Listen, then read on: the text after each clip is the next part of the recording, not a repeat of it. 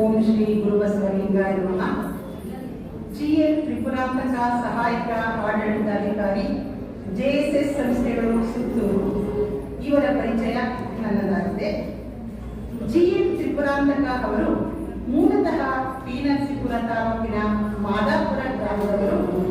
Shri G Lingappa ಮತ್ತು ಶ್ರೀಮತಿ ಜಯಮ್ಮ ದಂಪತಿಗಳ ಪುತ್ರರಾಗಿರುವ ಇವರು ಎಂಎ, ಬಿಎಡ್, ಎಂಫಿಲ್ ಪದವಿಗಳನ್ನು ಪಡೆದಿದ್ದಾರೆ.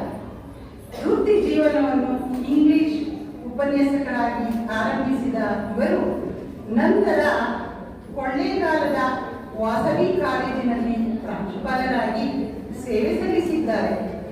ಕಳೆದ 20 ವರ್ಷಗಳಿಂದ ಸುತ್ತೂರು ಜೆಎಸ್ಎಸ್ ಸಂಸ್ಥೆಗಳ ಆಡಳಿತಾಧಿಕಾರಿಯಾಗಿ ಕರ್ತವ್ಯ ನಿರ್ವಹಿಸುತ್ತಿದ್ದು 4,000ಕ್ಕೂ ಹೆಚ್ಚು ಮಕ್ಕಳಿರುವ ಉಚಿತ ವಸತಿ ಶಾಲೆಗಳ ಸಮರ್ಪಕ ನಿರ್ವಹಣೆಯ ಜವಾಬ್ದಾರಿಯನ್ನು ಯಶಸ್ವಿಯಾಗಿ ನಿಭಾಯಿಸುತ್ತಿದ್ದಾರೆ. ಪ್ರಸ್ತುತ ಸಹಾಯಕ ಆಡಳಿತಾಧಿಕಾರಿಯಾಗಿದ್ದಾರೆ. ಸುತ್ತೂರು ಜಾತ್ರೆ, ಜಯಂತಿ ಮಹೋತ್ಸವ ಸೇರಿದಂತೆ ವಿವಿಧ ಸಾಂಸ್ಕೃತಿಕ ಹಾಗೂ ಶೈಕ್ಷಣಿಕ ಕಾರ್ಯಕ್ರಮಗಳಲ್ಲಿ ಸಕ್ರಿಯವಾಗಿ ಪಾಲ್ಗೊಳ್ಳುತ್ತಿರುವ ಇವರು ಸಾಹಿತ್ಯ, ಸಂಗೀತ, ಕಲೆ ಮತ್ತು ಛಾಯಾಗ್ರಹಣ ಕ್ಷೇತ್ರಗಳತ್ತ ವಿಶೇಷ ಆಸಕ್ತಿ ಹೊಂದಿದ್ದಾರೆ. ಮೈಸೂರು ಮಿತ್ರ ದಿನಪತ್ರಿಕೆಯಲ್ಲಿ ಇವರ 350ಕ್ಕೂ ಹೆಚ್ಚು ಲೇಖನಗಳು ಪ್ರಕಟವಾಗಿವೆ. ಆಯ್ದ ಲೇಖನಗಳ ಸಂಕಲನಗಳಾದ ಬದುಕಿಗೊಂದು ಯಾತ್ರೆ, ಅಂತರಂಗದ ಬೆಳಕು, 3 ನಾಟಕಗಳ ಸಂಕಲನ ಹಾಗೂ 101 ಚೌಪದಿಗಳ ಕೃತಿ ಅಪ್ರಮೇಯ ವಾಣಿ ಪ್ರಕಟಗೊಂಡಿದೆ. 100 ಸಭೆ ಸಮಾರಂಭಗಳಲ್ಲಿ ಉಪನ್ಯಾಸಕರಾಗಿ ಭಾಗವಹಿಸಿರುವ ಇವರು ಸಂಪನ್ಮೂಲ ವ್ಯಕ್ತಿಯಾಗಿ 100 ಕಾರ್ಯಕ್ರಮಗಳನ್ನು ನಡೆಸಿದ್ದಾರೆ. ಇದುವರೆಗೆ ಎಸ್ಎಸ್ಎಲ್ಸಿ ಇಂದ ಪಿಜಿವರೆಗೂ 65,000ಕ್ಕೂ ಹೆಚ್ಚು ವಿದ್ಯಾರ್ಥಿಗಳಿಗೆ ಪ್ರೇರಣಾದಾಯಕರಾಗಿದ್ದಾರೆ. ಅವರಿಗೆ ಉಪನ್ಯಾಸಗಳನ್ನು ನೀಡುತ್ತಿದ್ದಾರೆ. ಅದಲ್ಲದೆ ಫೋಟೋಗ್ರಫಿ ಇವರ ನೆಚ್ಚಿನ ಹವ್ಯಾಸಗಳಲ್ಲಿ ಒಂದಾಗಿದೆ. ಛಾಯಾಚಿತ್ರಗಳನ್ನು ಸೆರೆ ಹಿಡಿಯುವುದು ಇದಲ್ಲದೆ ರಂಗಭೂಮಿ ಇವರ ಇನ್ನೊಂದು ವಿಶೇಷ ಆಸಕ್ತಿದಾಯಕ ಕ್ಷೇತ್ರ.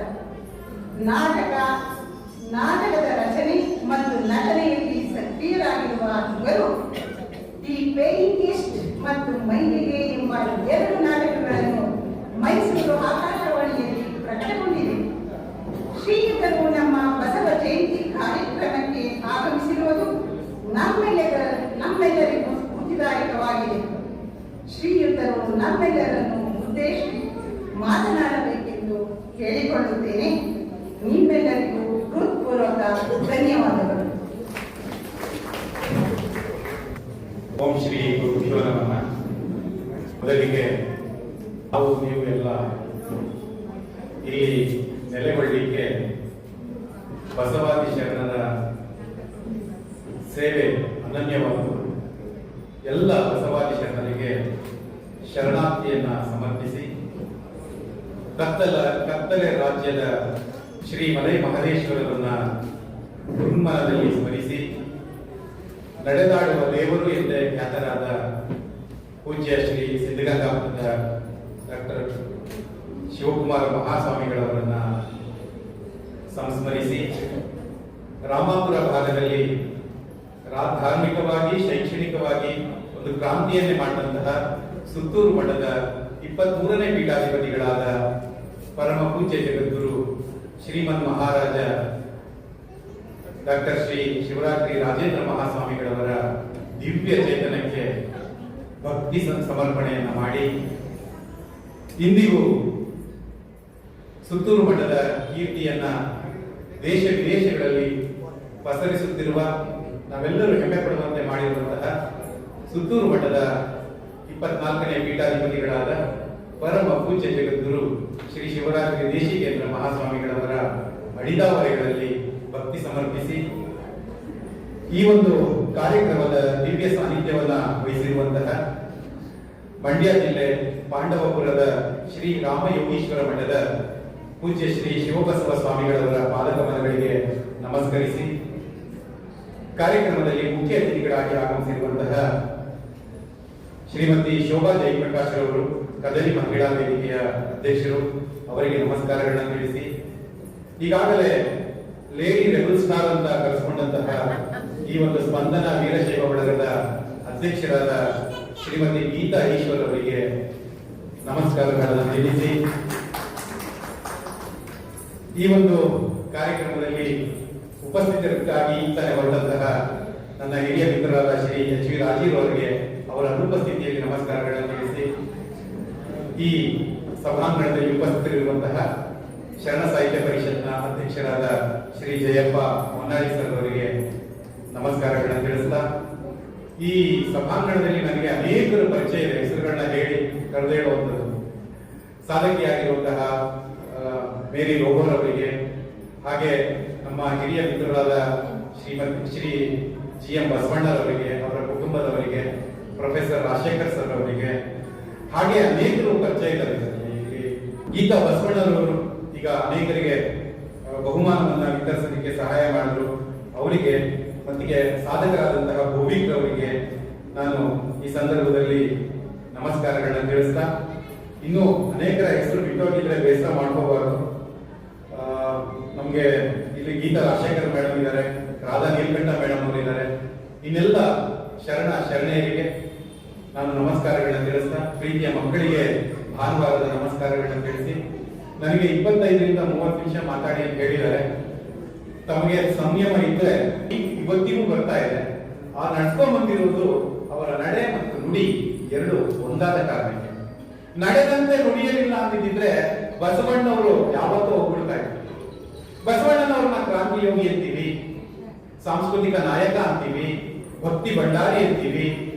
ಮತ್ತೆ ಮಹಿಳೆಯರಿಗೆ ನೀವೇ ಇವತ್ತು ಕೂತಿದ್ದೀರಿ, ಬಸವೇಶ್ವರ ಇಲ್ಲ ಅಂತಿದ್ರೆ ನಿಮ್ಮನ್ನ ಎಲ್ಲ ಜಮದಾನ ಕೆಳಗೂಡಿಸ್ತಾ ಇದ್ರೆ ನಮ್ಮ ಪುರುಷ ಸಮಾಜ, ಹೌದಲ್ಲ?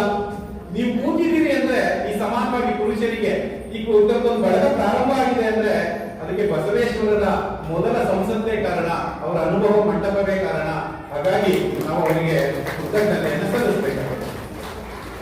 ಬಂದ ಮೇಲೆ ಅನೇಕ ರಾಜ ಮಹಾರಾಜರು ಕಟ್ಟಿದಂತಹ ಅರಮನೆಗಳು ಹೋಗ್ಬಿಟ್ಟಿದ್ದಾರೆ, ಹೆಸರೇ ಹೇಳದಂಗೆ ಹೋಗ್ಬಿಟ್ಟಿದ್ದಾರೆ.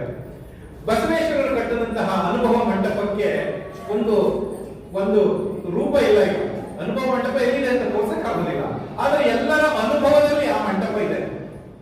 ಅದನ್ನು ಕಟ್ಟಿಕೊಟ್ಟವರು ಅದೊಂದು ಗೋಚರವಾಗುವಂಥದ್ದಲ್ಲ, ಅಗೋಚರವಾಗುವಂಥದ್ದು, ಅದೃಶ್ಯವಾಗಿರುವಂಥದ್ದು ನಮ್ಮ ನಿಮ್ಮ ಹೃದಯದಲ್ಲಿ ನೆಲೆಗೊಂಡಿರುವಂತಹ ಅನುಭವ ಮಂಟಪ. ಅದಕ್ಕೆ ಬಸವೇಶ್ವರರ ಬರೀ ವಚನಗಳ ಸಾಕ್ಷಿಯಾಗಿಲ್ಲ, ಕಾರಣ ಆಗಿಲ್ಲ. ಇವರು ವಚನಗಳನ್ನ ನಮ್ಮ ಜೀವನ ಪರ್ಯಂತ ಓದಿ ಅರ್ಥಿಸ್ಕೊಳ್ಳಕ್ ಸಾಧ್ಯವೇ ಇಲ್ಲ. 100 ಬೇಕಾಗಿಲ್ಲ ನಮ್ಗೆ, ಬಸವೇಶ್ವರರ 3 ವಚನಗಳು ಸಾಕು. ನಾನು ಹೇಳಿದೆ, ಇವತ್ತು ಆಚರಣೆ ಅಮೋಘವಾಗಿ ನಡೀತಾ ಇದೆ, ಆದ್ರೆ ನಾವೆಲ್ಲ ಸೋಲ್ತಾ ಇರೋದು ಎಲ್ಲಿ ಅಂದ್ರೆ ಅನುಸರಣೆಯಲ್ಲಿ. ಅನುಸರಣೆ ಮಾಡ್ತಾ ಇಲ್ಲ. ಈಗ ಬಸವೇಶ್ವರರ ಜೀವನ ಚರಿತ್ರೆ ಕೇಳ್ತೀವಿ, ವಚನ ಕೇಳ್ತೀವಿ, ಮಧ್ಯಾಹ್ನ ಊಟ ಮಾಡ್ಕೊಂಡ್ಮೇಲೆ ಅಲ್ಲಿಗೆ ಮುಗಿದು ಸಮಾಪ್ತಿ. ಬಸವಣ್ಣವ್ರನ್ನ ಇಲ್ಲೇ ಮುಗಿಸಿ ಹೋಗ್ತೀವಿ, ಹೌದಲ್ವಾ? ಮನೆಯವರೆಗೂ ತಗೊಂಡು ಹೋಗೋದೇ ಇಲ್ಲ ನಾವು. ಬಸವೇಶ್ವರರ 3 ವಚನಗಳನ್ನು ಪಾಲನೆ ಮಾಡಿಬಿಟ್ರೆ ನಮ್ಮ ಜೀವನ ಭಾವನ ಸಾರ್ಥಕವಾಗುತ್ತದೆ ಅಂತ ನಾನು ನಂಬಿಕೆ. ಸಪ್ತ ಸೂತ್ರಗಳನ್ನ ಹೊಂದಿರುವ ಒಂದು ವಚನ, ಅದೊಂದೇ ಸಾಕು, ಇನ್ನೇನು ಬೇಡ. ಒಂದು ಧರ್ಮ ಗ್ರಂಥಕ್ಕೆ ಸಮಾನವಾಗಿದೆ, ನಮ್ಮೆಲ್ಲರಿಗೂ ಗೊತ್ತಿದೆ, ತುಂಬಾ ಪಾಪ್ಯುಲರ್ ಆಗಿದೆ, ಜನಪ್ರಿಯವಾಗಿದೆ. ಕಳಬೇಡ, ಕೊಲಬೇಡ, ಹುಸಿಯ ನುಡಿಯಲು ಬೇಡ, ಆಮೇಲೆ ಮುನಿಯ ಬೇಡ, ತನ್ನ ಬಂಡಿಸಬೇಡ, ಇದಿರ ಅಳಿಯಲು ಬೇಡ, ಹೌದಲ್ಲ? ಅನ್ಯರಿಗೆ ಅಸಹ್ಯ ಪಡಬೇಡ. ನಮ್ಮ ಲೋಪಬೇಡ ಮಾಡ್ತಾ ಇದ್ದಾರಲ್ಲ, ಅನ್ಯರಿಗೆ ಅಸಹ್ಯ ಪಡ. ನಿಜವಾಗಿ ಬಸವಣ್ಣವ್ರನ್ನ ಆ ಧರ್ಮದಲ್ಲಿ ಅವ್ರಿಲ್ಲ, ಅದನ್ನ ಅನುಸರಣೆ ಮಾಡ್ತಾ ಇರೋದು ಆಕೆ. ಬಸವೇಶ್ವರರ ಸಪ್ತ ಸೂತ್ರಗಳಲ್ಲಿ ಅನ್ಯರಿಗೆ ಅಸಹ್ಯ ಪಡಬೇಡ. ತಮಗೆಲ್ಲ ಗೊತ್ತಿದೆ, ನಾವು ತಾಯಿಗೆ ಹೋದಾಗ ನಮ್ಮ ಮಲಮೂತ್ರಗಳೇ ನಮಗೆ ಬೇಸರವನ್ನು ತರಿಸ್ತಾ ಇರುತ್ತೆ.